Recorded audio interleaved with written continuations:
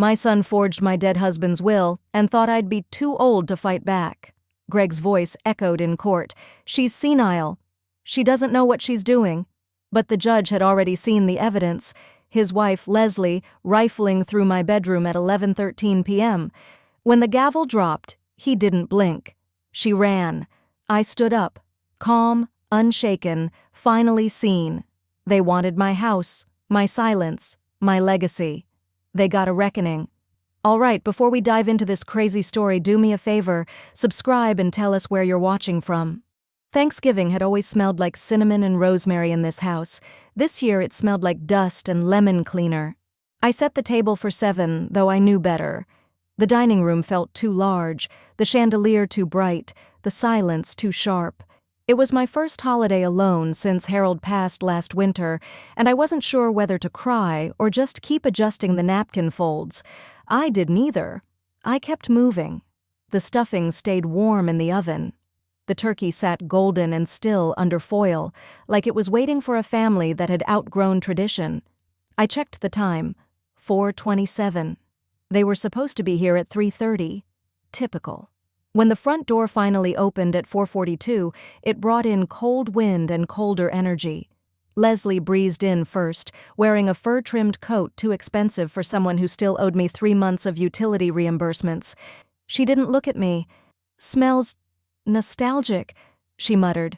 Greg followed, barely making eye contact as he unzipped his windbreaker and dropped it, right on my antique bench. The kids ran in behind them, loud and untethered, already arguing about who got the good chair. "Hi, Grandma," Emma mumbled, eyes glued to her phone. Jason didn't even look up. I forced a smile. "Happy Thanksgiving, everyone. Dinner's just about ready." Leslie walked into the kitchen without being invited and lifted the foil from the turkey like she was checking a hotel room. "Oh," she said flatly. "You didn't brine it?" I let the comment hang in the air and went back to arranging the salad. I didn't trust myself to speak yet. We sat down 15 minutes later, grace unspoken. Greg poured himself a generous glass of Cabernet, then offered Leslie a splash, ignoring the kids' pleas for soda. I offered juice. They rolled their eyes. "I thought you were going to redo the curtains," Leslie said between chews of green bean casserole. "Still have those floral ones up, huh?" "They're Harold's favorite," I said softly. Greg snorted. "Were, Mom, were." I stared down at the mashed potatoes, suddenly uncertain of the texture. I felt like a stranger in my own home, careful not to clink my fork too loudly, not to let my face betray the humiliation of being undermined in the house I built, brick by brick, with a man they now spoke of in past tense with such efficient coldness. The conversation turned to stocks, vacation plans, and a new trampoline Leslie wanted for the kids. No one asked how I'd been. No one asked if I missed Harold. No one noticed the pie cooling by the window, the handmade name cards at each setting, or the wine I'd chosen specially from Harold's old cabinet. Then it happened. I was reaching to serve a second helping of stuffing to Emma when Greg cleared his throat, raised his wine glass and said loud enough for everyone to hear, "Don't serve her. She's not family anymore." The room froze. Forks hovered mid-air. Jason blinked. Leslie smirked like she'd finally won something invisible. I looked down at the ladle in my hand, my wrist trembling just enough to spill a few crumbs onto the cloth. My throat closed. Not a single word formed. I'll just get more gravy," I murmured, not looking up. I walked slowly into the kitchen, the sound of my heels against the tile louder than the silence they left behind. I stood there for a moment, just breathing. The kind of breathing that holds back a scream. Then I moved toward the hallway closet, past the coats and the faded umbrella, to the old pantry Harold had remodeled after his second heart attack, said it made him feel useful. The smell of cedar still lingered faintly in the air. I crouched down, slid aside the basket of old extension cords, and pulled open a small panel behind the cereal boxes. A locked metal drawer gleamed inside. I reached into my apron, retrieved the thin brass key I'd sewn into the lining last winter, and fitted in. Click. The drawer opened smoothly. Inside, beneath a sheaf of notarized papers and a black leather ledger, was a manila folder with one word on its tab: contingency. I stared at it, hands steady now, the faint sounds of laughter and chewing muffled behind a closed door that no longer felt like mine. And for the first time in a long time, I smiled. The first time I stepped into this house, Harold still had dark hair and a habit of humming when he was nervous. The place was just studs and sawdust then, but he walked me through every room like he was giving a tour of a dream he'd built with his own hands. "This one's the dining room," he'd said, pointing to a skeletal frame of beams and wires. "Big enough to hold a table where no one eats in a hurry." We signed the papers on a rainy Friday in 1983. That night we sat on folding chairs in the living room, sipping root beer floats and listening to the rain on the roof we now owned. It was the only house we ever lived in. The only house I ever wanted to. I kept that memory alive in the walls, until Greg started erasing it one decision at a time. They moved in 5 years ago, after Greg lost his job at the insurance firm. "Just a few months until we get back on our feet," he'd said over the phone, his voice thick with shame. Leslie hadn't said a word, just texted the next day asking if we had a private bath. We made space. I told Harold it would be temporary. I believed it then. But temporary things have a way of growing roots when no one pulls them up. It started small. Greg forwarded our electric bill to a different account to simplify things. Then the cable.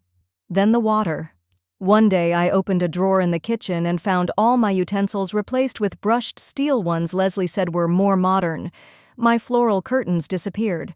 The walls went from warm cream to some shade of gray with a name like Fog Harbor. They never asked. When Harold passed, I let most of it slide. I told myself the kids needed stability, and I wasn't ready to live in a house that echoed. I thought giving them a home would hold our family together. I was wrong. It was the 3rd month of living without Harold when Greg brought it up. "It just makes sense, Mom," he'd said over coffee. "If anything ever happened to you, probate would be hell. Better to get ahead of it now." He pushed a folder across the table with a pen clipped to the edge. "It's just partial ownership. Name on the deed kind of thing." I didn't open it. I didn't touch the pen. I just looked at him. "I'm not dying," I said. My voice didn't shake. Not then. Greg had smiled. "No one said you were. It's just smart." I told him I'd think about it. That night, I pulled the folder open in bed while the house slept. The paperwork was sloppy, rushed. No legal header, just signatures waiting to be forged. The next morning, I called Harold's old lawyer, Mr. Dahl. He'd retired, but his assistant Rosa took my call. She didn't sound surprised. She told me what to do. Keep the title in a trust, name no co-owners, and document everything, quietly. And so I did. Every change Greg made, every dollar they didn't pay, every condescending remark Leslie whispered when she thought I couldn't hear. I logged it all in a black leather ledger I kept in the pantry drawer, the same drawer I'd just unlocked tonight. The contingency folder was thick now, heavier than I remembered. It smelled faintly of old paper and peppermint. Inside was the trust deed, notarized, a copy of the utilities in my name, photos of renovations they made without permission, emails they never meant me to see. I closed the drawer and stood up slowly. Back in the kitchen, the sounds of dinner were winding down. A dish clattered into the sink. Someone laughed at a video. My name wasn't mentioned. Let them have their pie. I reached for my phone and texted Rosa just 2 words. "It's time." Her reply came within seconds. "I've been waiting." I looked out the kitchen window into the darkening yard. The wind picked up, tugging at the garden chimes Harold had welded from scrap pipe years ago. They sang low and steady. The house may no longer feel like mine, but the deed said otherwise. I didn't sleep that night. Instead, I sat at the kitchen table with a mug of peppermint tea gone cold, flipping through the ledger under a single dim lamp. The sound of the refrigerator ticking to life was the only thing that reminded me I still existed in real time. The entries weren't written in anger. They were written in survival.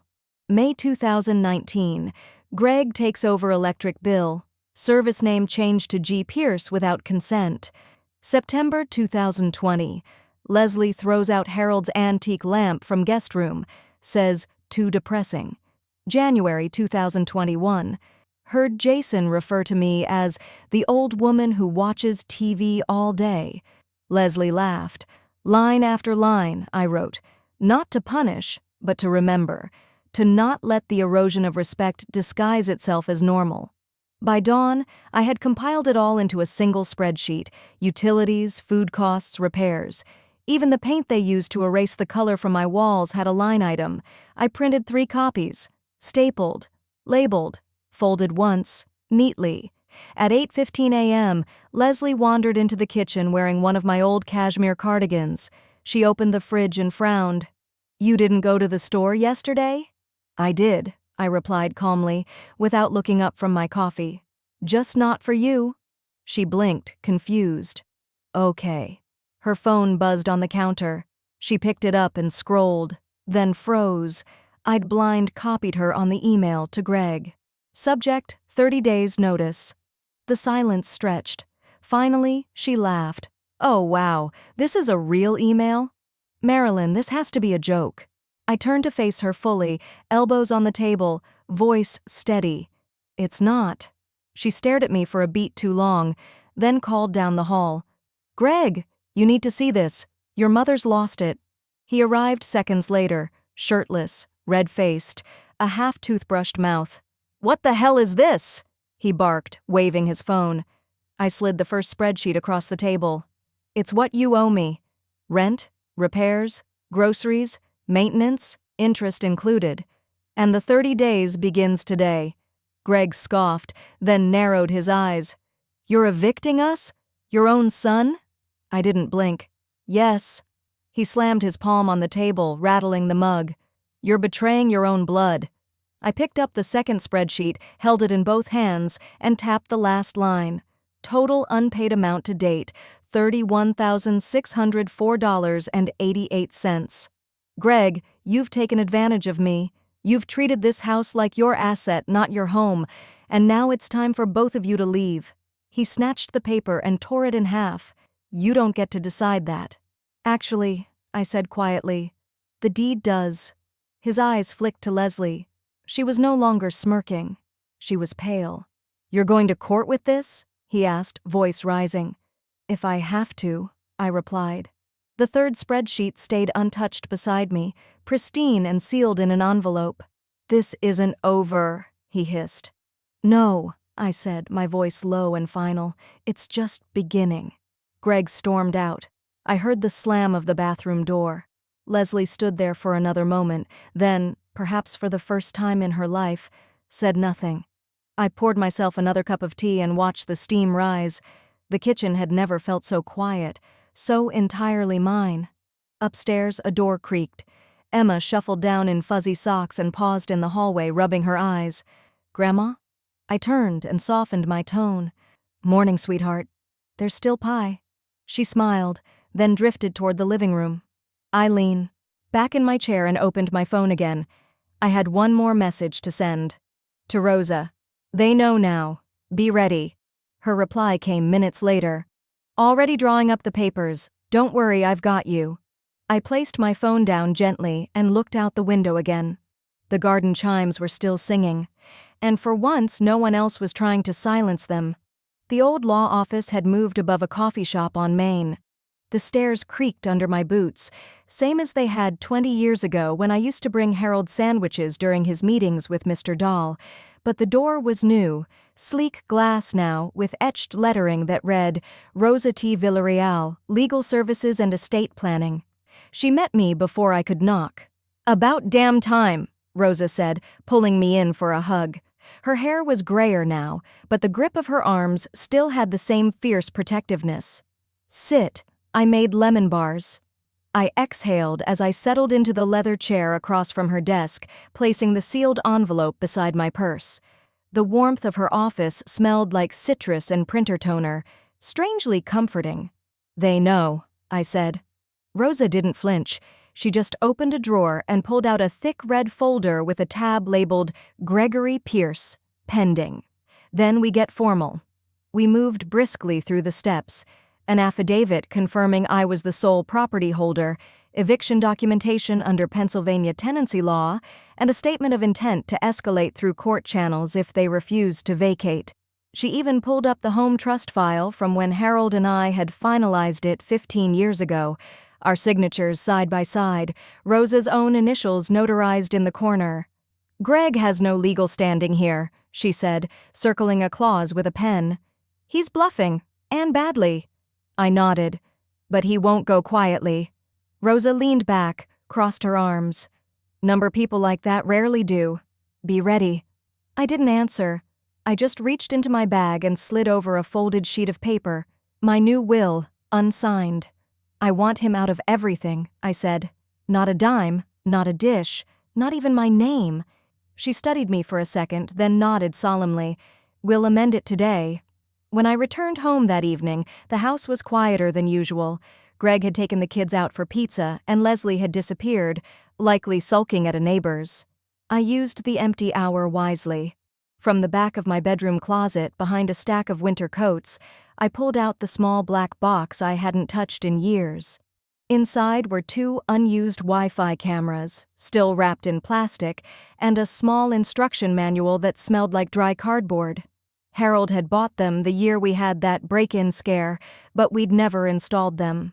I placed one above the living room mantel, disguised inside an antique vase. The other went behind the curtain rod in the upstairs hallway, angled perfectly toward the guest rooms. After setting them up with the app Rosa had recommended, I tested both feeds. Clear, quiet, watching. Next, I replaced the locks on the interior doors: bedroom, office, basement. Rosa had walked me through the legality earlier. If they're guests, not tenants on paper, you can restrict interior access as long as you're not locking them out completely. Do it before they push for squatters' rights. The final step came just before bed. I sat at Harold's old roll-top desk and opened the new version of my will. With each line, I cut Greg deeper out of it. No executor role, no financial rights, no control. Where his name once appeared was now white space. The pen didn't hesitate.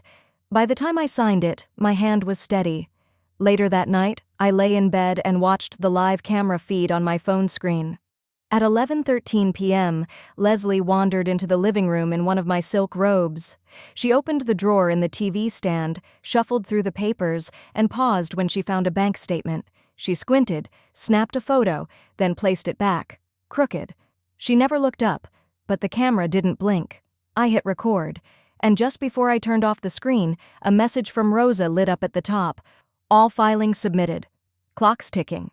I looked up at the ceiling, the old fan spinning slowly in the dark.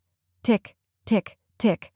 The next morning, I brewed my coffee stronger than usual and sat with my laptop at the dining room table. Same chair, same spot, different woman.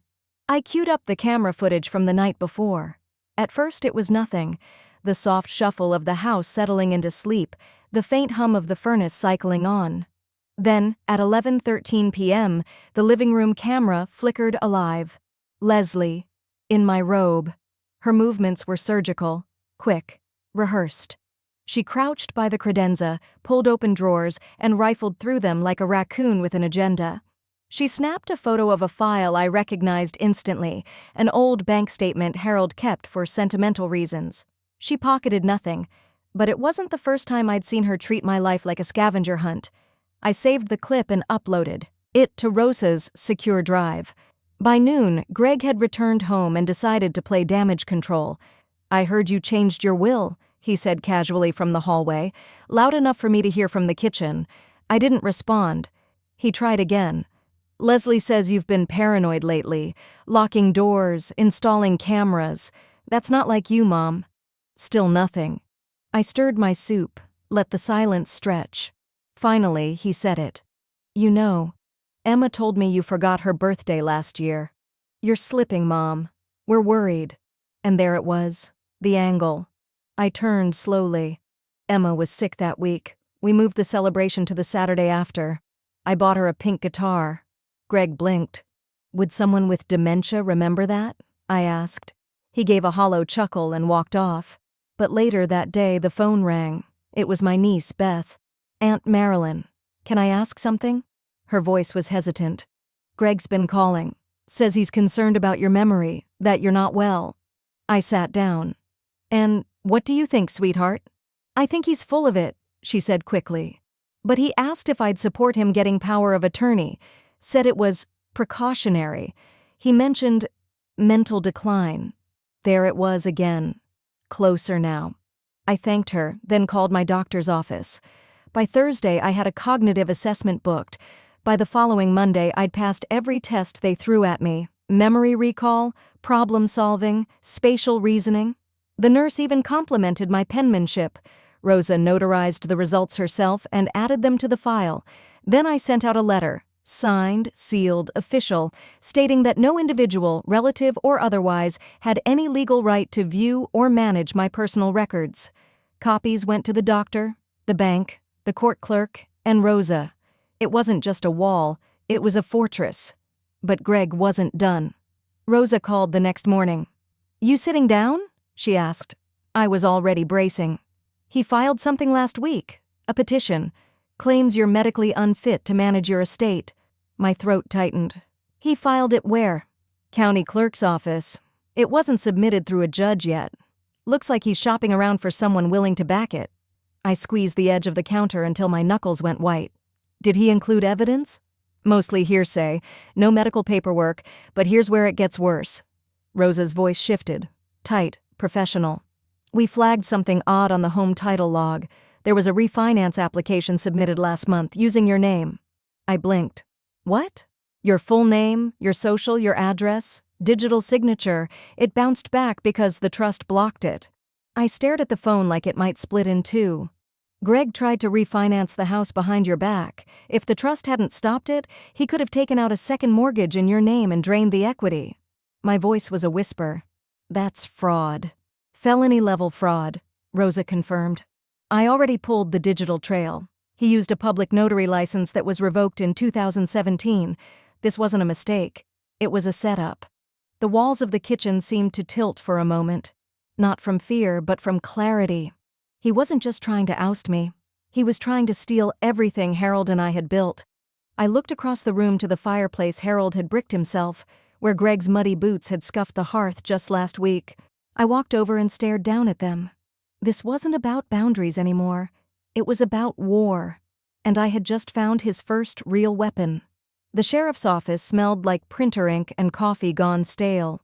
I sat across from a deputy named Holloway, his badge slightly crooked, a pen tapping rhythmically against his clipboard.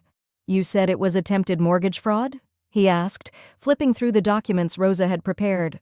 "Using my name, my social security number, and a notary license that expired 8 years ago," I said calmly. The trust blocked the refinance, but intent was clear. He nodded slowly, eyebrows lifting as he read the notary line. "That's not just civil, that's criminal." He asked me if I wanted to press charges. I told him I wanted it documented, for now. He gave me a receipt, a case number, and a copy of the intake report. I folded it, placed it gently in the manila folder labeled contingency, and left without another word. That afternoon, I posted the official eviction notice on the front door. 2 copies, signed, dated, taped at eye level. Greg would see it before he touched the doorknob. Leslie would see it before her next Instagram story. Neither of them spoke to me directly, but the kids started acting strange. Emma wouldn't meet my eyes. Jason barely touched the grilled cheese I made, his favorite since he was 4. That night, I found him in the laundry room whispering into his iPad. "She's just confused," he said. "Dad says she's sick in the head, like old people sick." The words didn't sting. They curdled. I found them both the next morning at the kitchen island, arguing over cereal. I sat down across from them and waited until they noticed I wasn't blinking. "Come here," I said gently. Jason slumped over. Emma glanced at the hallway. "Just us," I said. They sat. I took a slow breath. "Sometimes," I said, "grown-ups lie when they're scared. Not because they're evil, because they don't know what else to do. That doesn't make it right." They were quiet. "You're not in trouble. You're safe. But I want you to remember something. Even when you're older, telling the truth doesn't always sound nice, but it always holds." Jason looked like he wanted to cry. Emma just nodded once and bit her lip. Later that week, I was setting out garbage cans when I heard the high-pitched shriek of tires on pavement. Leslie's SUV pulled up fast. too fast, and slammed to a stop across the street, just as neighbors were gathering for the Hendersons' backyard potluck. She got out in heels too tall for gravel and stormed across the sidewalk like a reality show villain mid-season meltdown. "You really want to air all our dirty laundry?" she screamed. "You want to act like some poor old victim? You think people are going to take your side?" The laughter from the Hendersons' yard dimmed. A few heads turned, plates paused mid-air. "I've been taking care of your house," she went on, eyes wild. "I've sacrificed to keep this place up while you wander around like a ghost." I didn't say a word. I just looked her dead in the eye and placed the third copy of the eviction notice in her open palm. Then I turned around and went inside. By nightfall, Rosa had already called social services. Not to report anything, but to request a welfare check. Quiet, preventative, just in case. "They've weaponized the kids," she told me. "If this escalates, you need to be seen as the stable one." Which you are. We made a plan. Names of contacts, emergency folders. That night I moved into the guest house. It hadn't been used in years, still smelled faintly of mothballs and lavender sachets, but it had a lock, a working kettle, and silence. Real silence. I stood in the doorway for a long time after I finished unpacking, the porch light humming softly behind me, the main house just 20 yards away. A looming thing, once warm, now foreign. I could see Greg's shadow pacing behind the curtains.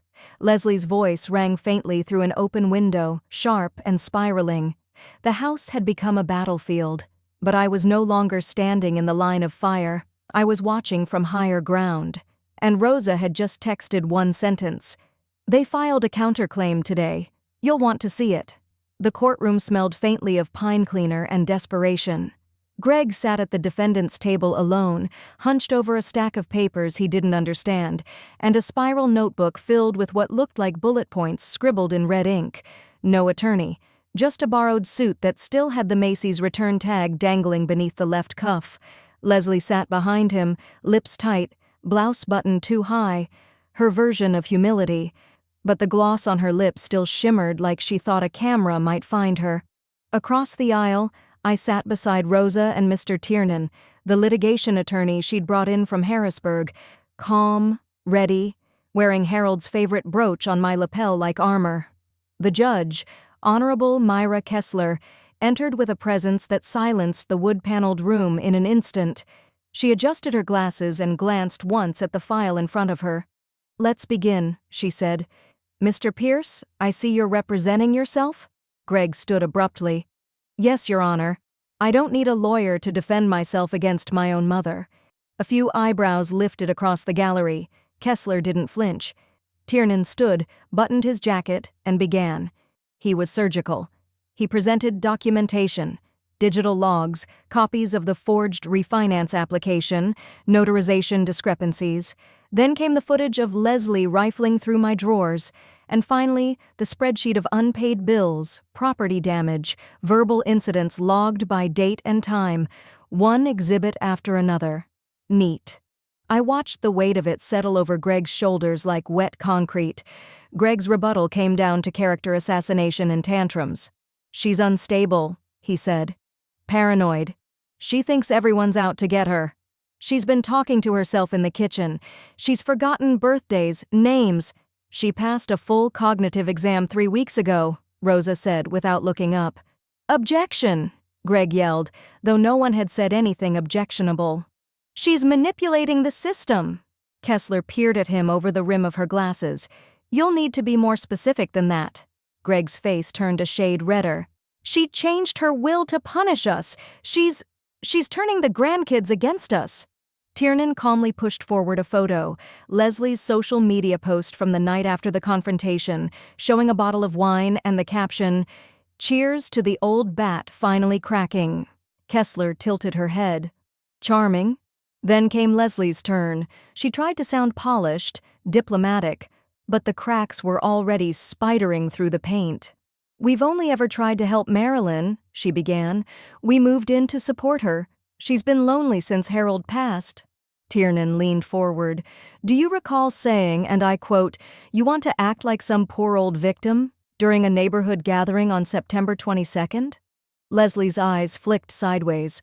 That was taken out of context. Ma'am, it's from a police body cam recording filed the same day by an eyewitness complaint. Leslie paled. Then the timeline errors began. She claimed Greg had never touched financial records, then admitted he'd helped organize the bank files. She said Marilyn had invited them to stay permanently, then couldn't name the month they moved in. By the time Judge Kessler closed the folder, she didn't need deliberation. I am granting the injunction, she said firmly. Mr. Pierce and Ms. Pierce have 15 days to vacate the premises.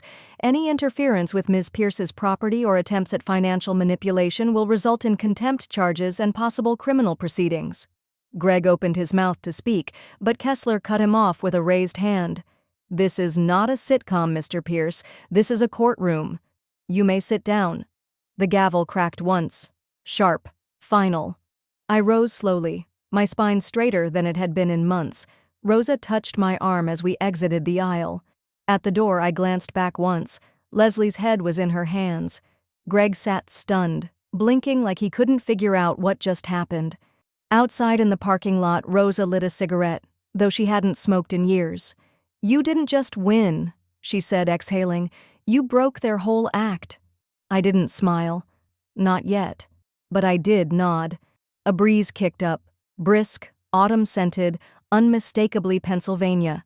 I wrapped my coat tighter and looked toward the horizon, because 15 days go fast, and I intended to count everyone. The locksmith arrived at 8 a.m. sharp, his toolbox in one hand and coffee in the other. His name was Clay, soft-spoken and efficient, with hands that worked like he was rewiring a broken world. I heard about the court ruling, he said, glancing up from the front doorknob. Good for you. I didn't ask how he knew. News traveled faster than shame in a town like this. By noon, every lock had been replaced. The contractor followed right behind, installing motion-detecting lights across the back fence line and a new security keypad by the mudroom door. I watched as he took down the old brass fixture Harold had installed decades ago. The bulb always flickered, like it could never decide if it wanted to protect or just watch. That afternoon, my phone buzzed. A notification from Facebook.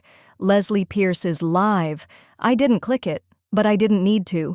Rosa sent me the clip within the hour. There she was, standing outside the courthouse in oversized sunglasses, tears catching in the rims. She kicked us out, Leslie sniffed, voice trembling with just the right cadence. No warning, no compassion. We gave her everything. Our time, our love, our support, and now, right before the holidays, she's left us homeless. The comments started rolling in. I'm so sorry you're going through this. Some old people forget who took care of them. Praying for strength, Leslie. But then, like a second wind, the tide shifted. Didn't y'all live there rent-free? My aunt knows her. That woman's sharp as a tack. Where's the full story? I posted a single photo that night. Me and Harold in the backyard, 20 years ago, hands covered in garden soil and laughter, kids in the background chasing a sprinkler rainbow. No caption, just a leaf emoji and the date. By morning, it had 312 reactions and 4 direct messages, 3 from cousins I hadn't heard from in years. One said, "We always knew something was off." Another sent a lemon pie recipe and told me to stay ruthless. The next day, a knock came at the guest house door. Mrs. Halloran from next door stood there in an apron, her hair pinned back like she'd stepped out of a 1950s magazine cover. She held out a covered dish. "Maple pecan bars," she said. "We all saw the video. Nonsense. You're not alone." Behind her, Mr. Jennings waved from his porch, then walked over with a half-dozen eggs and a bottle of bourbon. "Figured you might need both," he said with a wink. I thanked them both. And for the first time in months, I felt the weight on my chest shift. Not lift, but settle in a place I could carry it from. Rosa came over that evening. She brought a binder and 3 glasses, 2 for tea, 1 for bourbon. She opened the binder slowly. "Time to plan for who actually deserves a future," she said. We spent 2 hours creating the Pierce Family Legacy Trust, but not for Greg or Leslie, only the grandkids. Emma and Jason would each have a portion in their names, locked tight until age 25, with conditions tied to schooling, therapy access, and long-term independence. No parental oversight. No loopholes. When it was done, Rosa exhaled. That's the last nail. Now it's a foundation. After she left, I walked back to the main house with a roller tray and 2 gallons of soft green paint. I started in the bedroom. Harold always hated beige, said it looked like surrender. I painted over every inch, humming as the brush traced the corners of a space that felt like it was finally breathing again. When I reached the dining room, I stood at the head of the table, the same table where I'd once been told I wasn't family anymore. I pulled out a new chair. Just one. For me. Then I checked my phone. A voicemail from Greg. His voice was slurred and bitter. You think you won? You've just made things harder on yourself. This isn't over, Mom. I didn't delete it. I archived it. Because when people are drowning, they tend to flail, and I was no longer within reach. The knock came just before 7 p.m. I opened the door to find Emma and Jason standing there with their overnight bags slung low, their sneakers untied and faces unsure. We're staying with you tonight, Emma said, trying to sound casual. I looked past them. Greg's car was idling at the end of the street.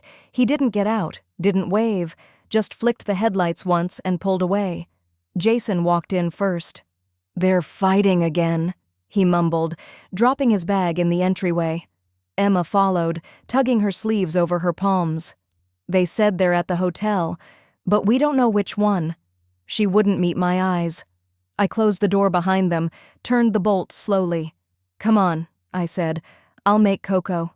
They sat cross-legged on the rug while I heated milk and stirred in dark chocolate from the stash Harold used to hoard behind the flour tins. I handed them each a mug, heavy and warm, and lit the fireplace even though the chill wasn't deep yet. I needed them to feel safe. That was the only temperature that mattered. After cocoa, I pulled clean sheets from the hallway closet and made up the guest room. Tight corners, fresh pillowcases, stuffed animals on the dresser they'd outgrown, but never asked me to get rid of. Do we have to go back tomorrow? Jason asked from the doorway. I knelt beside the bed and brushed hair from his forehead. We'll talk about that in the morning, sweetheart. For now, you sleep. They both fell asleep before the fireplace logs dimmed to embers. The next morning, after packing them school lunches and scribbling little jokes on the napkins the way Harold used to, I made a different call. The family counselor Rosa had referred me to answered on the second ring. She was kind, efficient, and unafraid to use words like trauma and intervention. By the time I hung up, we had a plan. Intake assessments, a safe environment, no rush to remove them, only to protect them. Greg arrived before sundown. I saw him coming through the dining room window. Fast steps, hard jaw, half-buttoned coat. He didn't knock.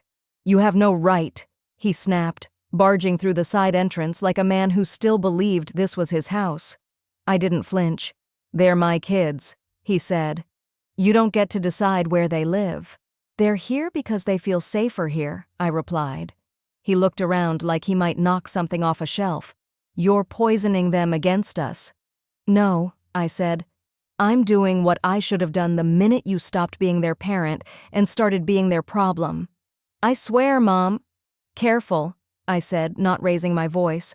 Rosa's already filed with Child Protective Services. They know where the kids are. So does the family court liaison. That stopped him. For a second, he looked like the little boy who used to cry when he lost a mitten. Then the mask slid back into place. This is war, he spat. No, I said, walking past him to the door. This is shelter. Learn the difference. I opened the door. He stepped out slowly, but not before turning back and saying, They'll hate you for this. They won't, I said, because they'll know I didn't leave. I shut the door behind him and bolted it. Later that night, as I folded Jason's hoodie and turned down the guest room lights, my phone vibrated on the side table. A voice message from a number I didn't recognize. Leslie. I played it once, then again. Her voice was hoarse, cracked like a split boardwalk. You think this makes you strong? Taking everything? Turning our kids into spies? You'll die alone for this. No one's gonna light a candle for you when it ends. And if they do, they'll blow it out before the wax hits the plate. I didn't save it. But I didn't delete it either. Instead, I sat in the dark guest room, listening to my grandchildren breathe in the safety of deep sleep, and I made myself a promise This wouldn't be the story they remembered. It started with an envelope, no stamp, no return address, just slid under the guest house door one morning, tucked beneath the welcome mat like a coward's signature. Inside was a folded copy of a document I recognized instantly, Harold's will. Only it wasn't. His handwriting, once tight and methodical, was now suspiciously swooped, his steady leftward slant warped into clumsy confidence. The date read 2019, 3 years after his death. Greg had forged it. He'd made it look like Harold had changed his mind from the grave, left the house to his beloved son and family, with me receiving life tenancy rights, and nothing else. No trust, no residual estate, no mention of the grandkids. I drove straight to Rosa's office, hands clenched so tight the paper nearly fused to my palm. She didn't say much, just handed it to her intern and picked up the phone. The handwriting analyst had the results by sundown. "Not even close," Rosa said. "They didn't even try to match ink weight." We filed felony fraud charges the next morning. By Friday, Greg was arrested in his mechanic's lot, still in uniform. They let him call Leslie, but she didn't answer, because she was already gone. Her car had been towed from a motel in New Jersey. The front desk clerk remembered her checking in alone, using a card under her maiden name. Gone.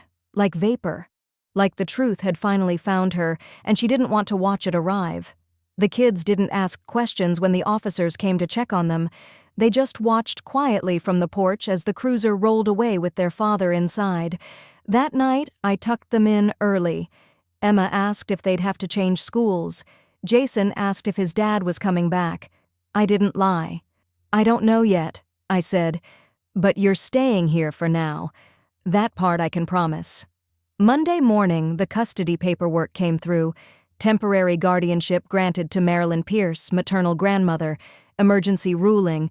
No objections filed. I sat in the car and read the document 5 times before I allowed myself to breathe. That afternoon, while picking up groceries, a woman I didn't recognize touched my arm in the freezer aisle. "You're Marilyn, right?" I nodded. "My cousin lives on your street," she said. "Heard what happened. We've got people like that in our family too. You're not crazy. You're a survivor." She squeezed my arm once, then walked off. At the pharmacy, the checkout clerk gave me a discount, just because. At the hardware store, someone left a box of pumpkin muffins on the hood of my car. No note, just a sticky label that said, "Still standing." That evening, Rosa called. "You might want to sit down." I didn't. I stood at the sink, scrubbing a pot that didn't need scrubbing. A reporter from the Daily Outlook reached out. They've been digging through small claims court records.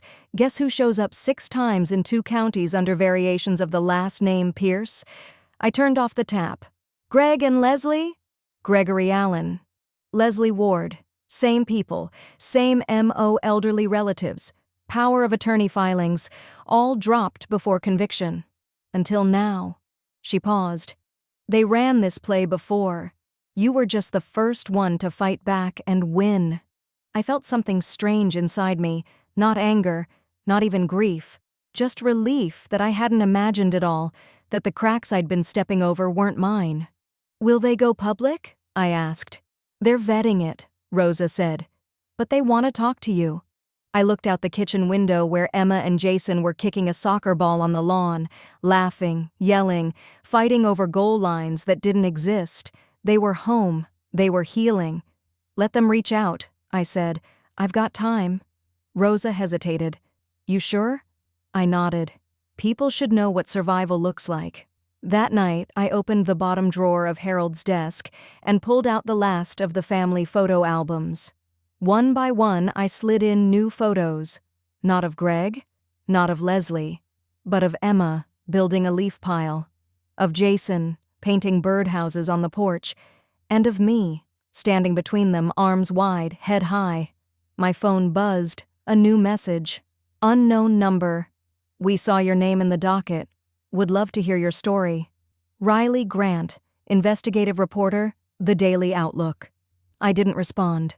Not yet. I wanted to give them something worth printing. It posted at 6:42 a.m. on a Wednesday. Elder Woman Outsmarts Grifter Son and DIL in Thanksgiving Showdown. By Riley Grant, The Daily Outlook. I hadn't even poured my coffee when Rosa texted, "It's live." By noon, my inbox had 186 new messages. By dinner, 700. By the time I turned off the porch light, I'd read letters from Alabama, Michigan, Oregon, strangers sending words like lifelines. "You gave me courage." "My son's just like yours. I thought I was crazy. Thank you for not going quietly." Emma helped me read a few out loud after school. Jason built a paper mail chute from a shoebox and insisted we file the printed ones by state. We ran out of rubber bands by Thursday. That same day, Rosa called and said simply, "It's happening." "What is?" "I just filed the paperwork for the Marilyn Pierce Legal, Fundamental, crowdsourced donations to help others like you fight back. We've already cleared $14,000. You're not a story anymore. You're a movement." I didn't have words for it. I just pressed my hand against my chest like I was holding something fragile and ancient, something that hadn't been touched in years. Pride. That weekend, I was invited to speak at a senior center just outside Hershey. Rosa drove us there in her Prius, humming to the radio, sipping black coffee like we were headed to bingo night. I stood in front of 80 people in folding chairs, their faces expectant, kind, weary. I told them about Harold, about the house, about the folder labeled contingency that waited quietly while I tried to keep peace that was never mine to keep. I didn't read from notes, I just told the truth. And when I said, "Sometimes silence feels safer than justice, but it never is," the room went still. Afterward, they hugged me, asked questions. Some just nodded and wiped their eyes. That night, I sat at the dining room table and opened a fresh composition notebook. On the cover, I wrote in thick black marker, "The table I paid for." It started slow. Sentences that sounded too clean, paragraphs that shook under the weight of memory. But the more I wrote, the less it felt like retelling, and the more it felt like unburying. The next day, Emma helped me pick out a new pen from the drugstore, blue ink, fine tip. "For the dedication page," she said. I didn't tell her I'd already written it.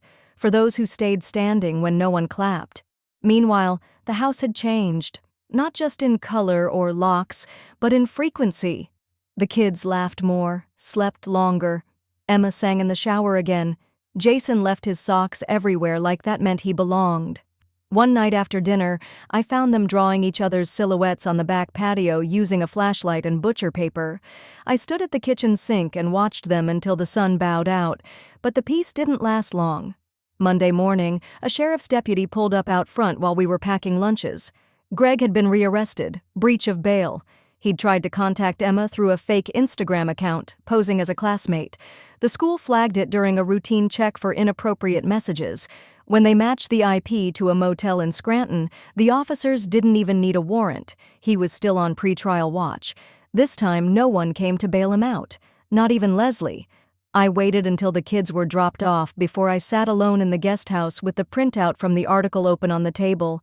I traced my name at the top, then reread the last paragraph.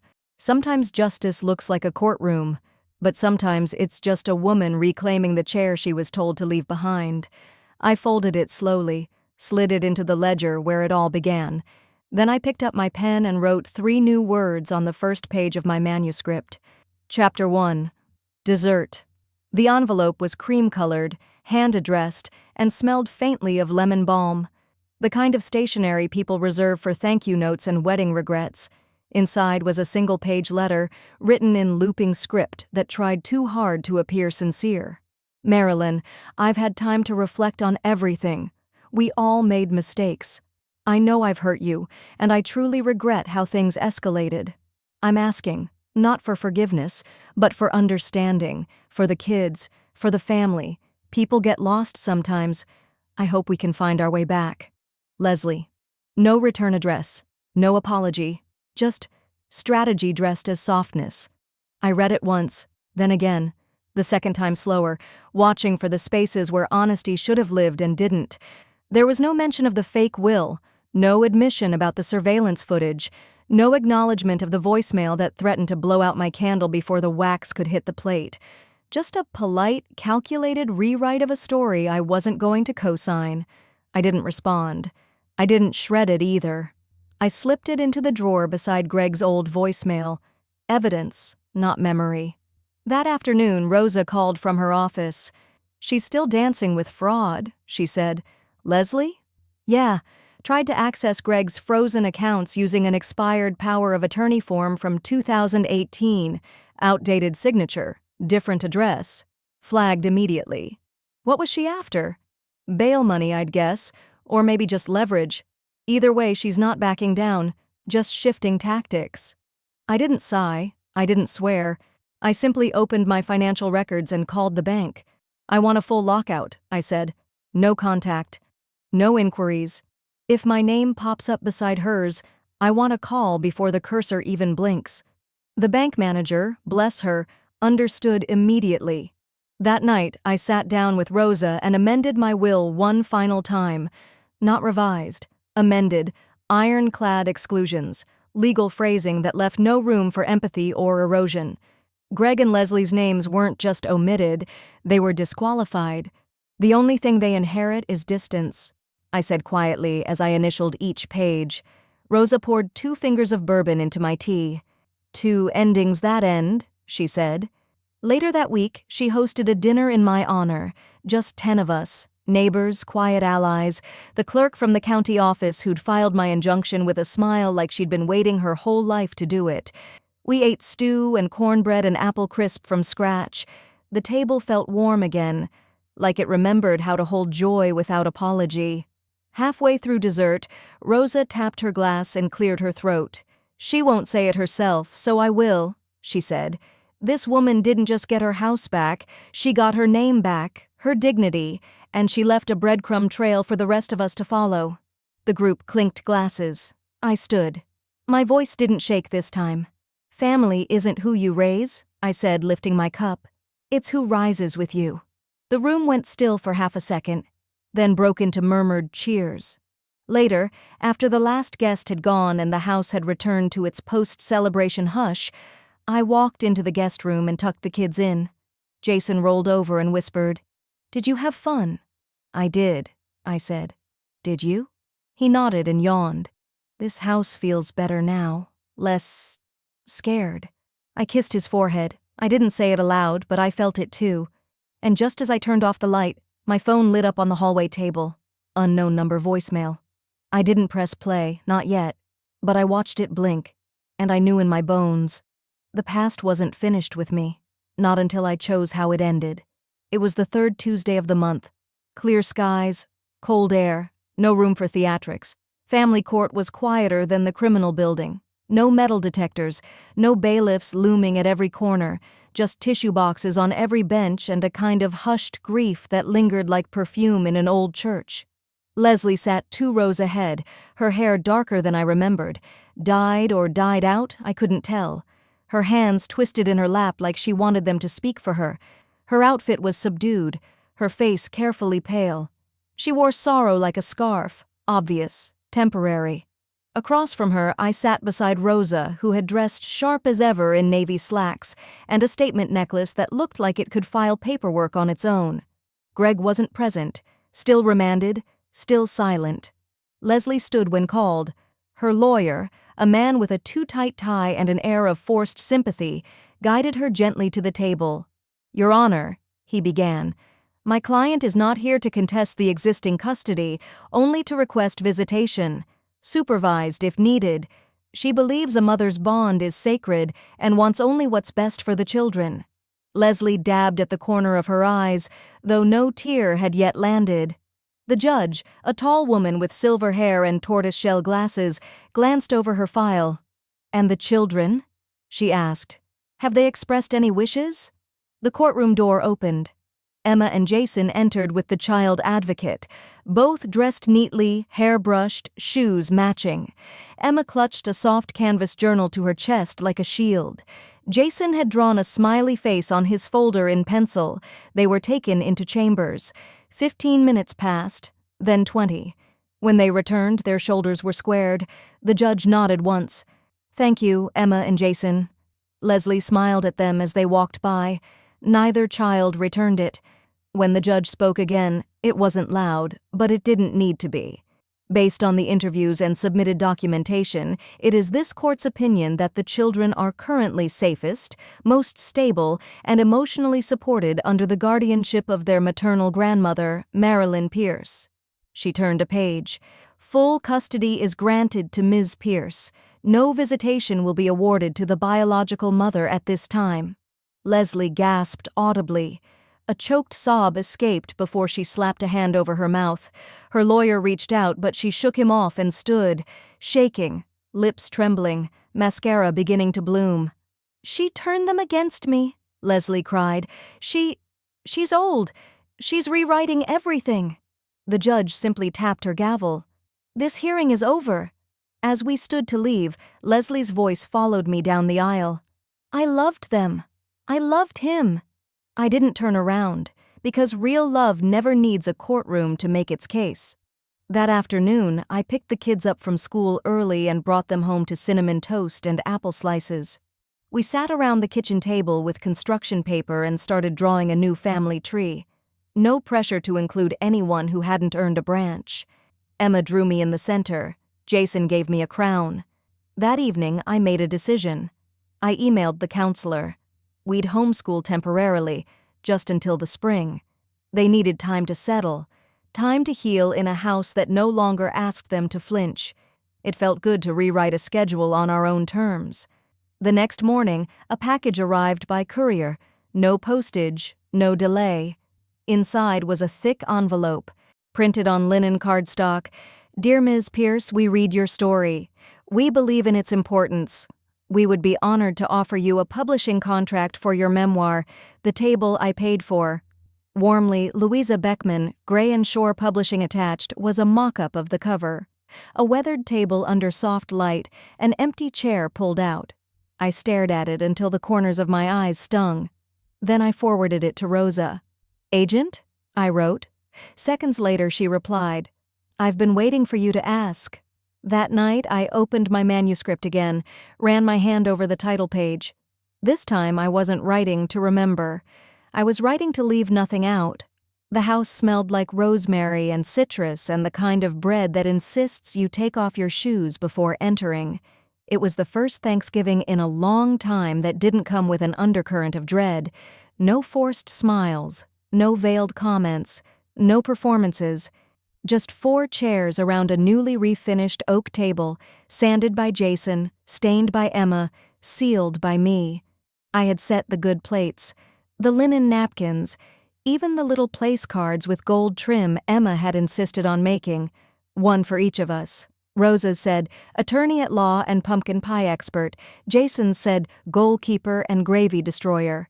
Emma's said, "Novelist in progress." Mine simply read, "Still here." The turkey was smaller this year, but the laughter was louder. Rosa arrived with a bottle of cranberry wine and her usual energy that could light up a courtroom or a kitchen with equal flair. She hugged the kids, kissed my cheek, and pretended not to tear up at how tall Jason had gotten. After dinner, when plates had been scraped and seconds taken, we gathered in the living room under throw blankets and warm lamplight. The fire popped once, then settled. "Can I read something?" I asked. Emma sat cross-legged, nodding eagerly.